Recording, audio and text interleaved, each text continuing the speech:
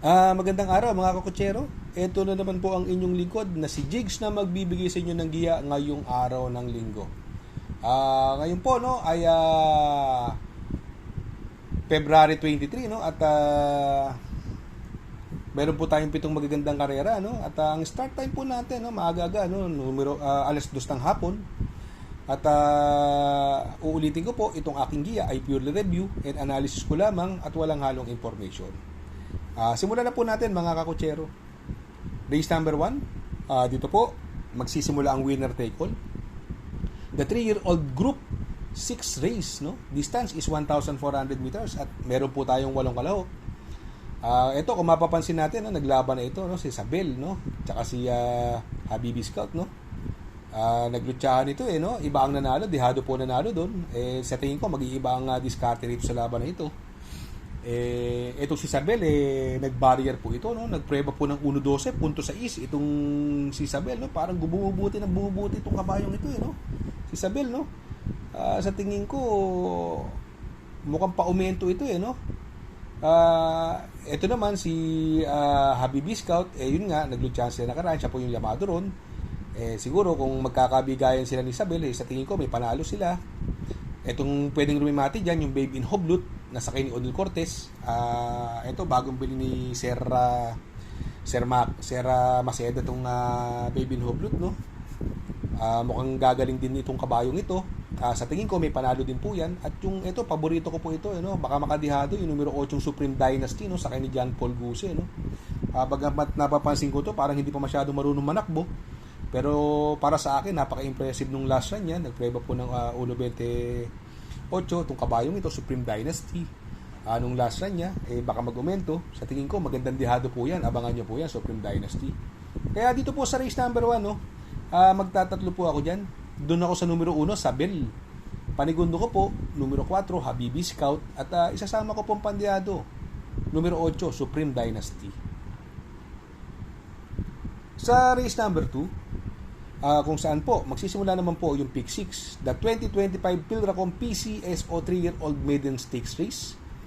Distance is 1,400 meters at dito po may 10 kalahok. Dito po no, nung last trial run nila no, ang nanalo po niya si Transform, inabot lang po niya si Parade King.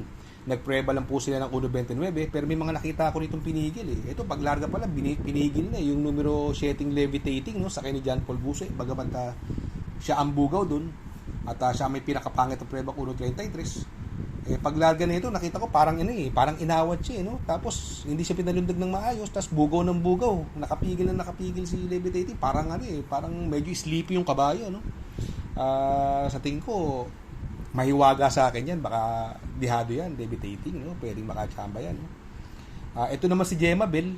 Ito po nakikipaghabulan po siya kay He's So Fine no, pero si Gemma Bell inaawat yung parang inuupuan no, parang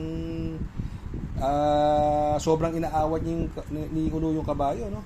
Sa tingin ko meron din ito Gemma Bell no. At itong si Mastery ganun din no. Medyo inaawat sa bagamat syempre hindi naman magpapakitaan ng prueba yan dahil trial pa lang. Ganun din no. Si Parade King ito hindi masyadong ginalaw ito no, pero ito pampito to no, pagdating ng diretsuan doon may mati, ang lakas ng dating. At ito namang si Parade King sa tingin ko ito malalyamado diyan no, although tinalo siya ni Transform, pero para sa akin magaling na kabayo yung Parade King no. Kaya dito no sa race number 2 no, ito ako feeling ko rito posible magkadihaduhan dito maraming may panalo sa karerang ito, pero syempre pipili lang po tayo no. Ang pili ko po dyan, numero 1, Parade King. Ang panigundo ko naman po dyan, numero 4, Transform. Ito po, pandihado ko abangan nyo lang po, baka makachamba. Kung gusto nyo maisama sa ruta nyo, pwede nyo pong isama. Yung numero 2, Gemma Bell, no? At saka yung numero 7, Levitating. Para sa akin, malaki po ang panalo niya, no? Although siya yung pinakapangit ang prueba. At yun nga, ang pansin ko parang hindi masyadong ginalawan, no? Kaya pili ko po sa race number 2, numero 1, Parade King. Panigundo ko po, numero 4, Transform. Pandihado ko po, numero 2, Gemma Bell. At numero 7, Levitating. Sa race number 3, kung saan po magsisimula po ang pick 5, Pilracom rating based handicap system race, class 5, 6-10 split. Distance po rito ay 1,400 meters. At dito po meron po tayong 8 kalahok. Dito kung mapapansin natin, parang solo ere, numero 4, Aliana, no? Sa tingin ko, nakakaalamang po ito. Oh. Gamay po ni MD Ocampo yan. Kaya lang, lagi inaabot, lagi segundo. Tatlong laban niya, puro segundo, no? Ito, baka manalo na to. Si Octubre 14 kasi, parang may bisyo, no? Laging masama lumundag, no? Tapos ang hindi pa maganda numero 1. Pero may panalo din po yan. Yung numero 2 naman, ito po, nalyamado po nung huling laban niya, nagpagpag ng kalawan, galing sa mahabang bakasyon. Baka ito, mahusto po, may tsamba rin po yan, si Makarit, no? At ito, pwede pong makadihado to, yung numero 5, Memory of the Sun, no? Nasakay niya Onyok Garcia, no? May panalo din po yan, no? Pero para sa akin, itong karerang to, magdadalawan na lang po ako dyan. Doon ako sa numero 4, Aliana. Panigundo ko naman po, numero 2, Makarit. Sa race number 4, kung saan po magsisimula po ang pick 4, Pilracom Rating Based Handicap System Race, Class 5, 5 placer. Distance po rito ay 1,400 meters. At dito po, meron po tayong 10 kalahok. Dito sa karerang ito, anybody's race po ito, no? Pero para sa akin, ang mga may panalo, sarili kong opinion, Baywatch, Laughing Tiger, bagong baba ng group rating basis ito. Noir, ganun din, bagong baba rin po ng grupo. Lightning Bolt, ito, nakita ko nung karera to, no? Parang inaawat-awat ito Lightning Bolt no? Inaawat-awat ni Boss Pubs, no? Sa tingin ko ngayon mapapalaban sila ngayon dito kay Lightning Bolt, no? Yan po may mga panalo para sa akin, no? Syempre kailangan natin mamili.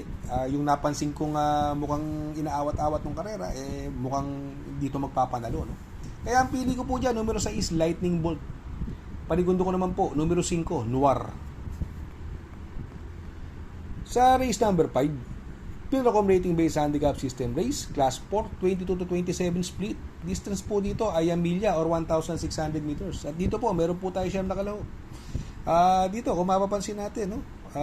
Ito, mabilis, Guerrero Warriors, Cluster, no? Si Cluster, medyo impressive ang panalo niya, nanalo yan last run. Although magbibigay na mabigat na timbang, 56, pero sa tingin ko, mukhang uulit ito, kahit milya, kayang-kaya niya ito, no? Alam naman natin tinalo niya, no? Malalakas din.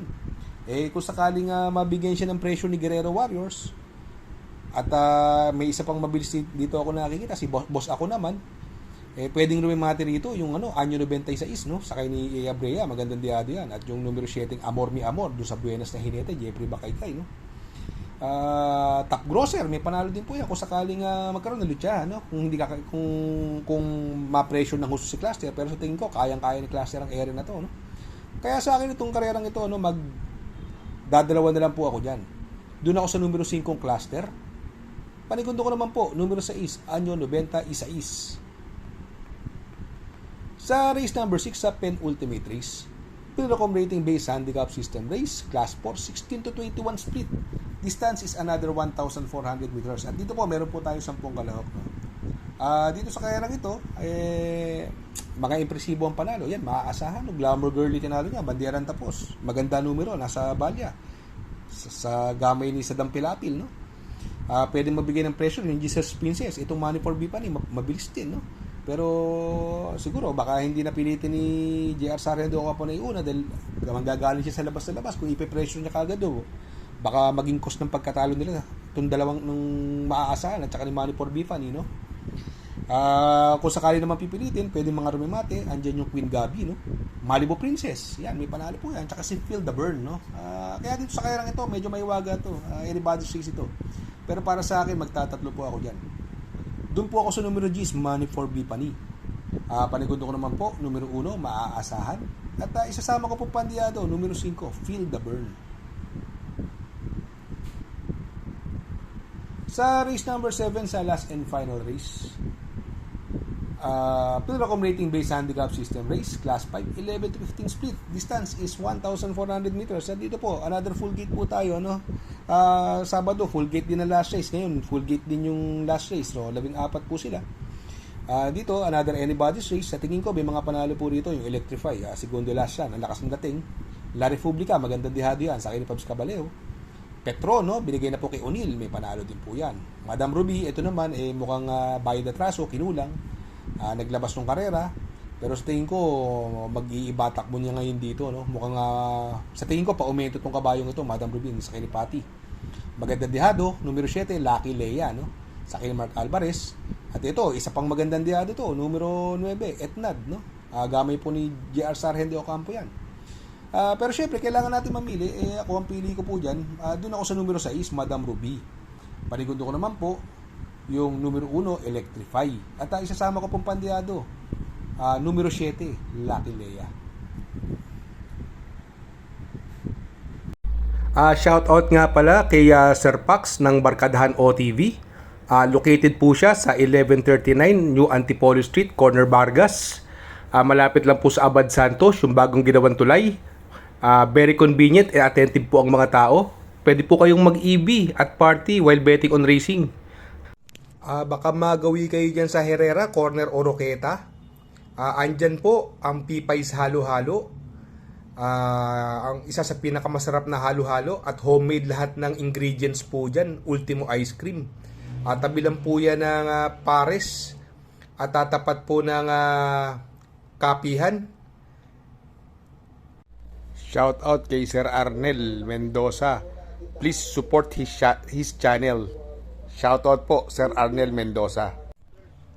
Good luck mga kakutsero. Sana po matapat ang ating giya at yung mga nakasunod. Sana po ay magsitama po kayo.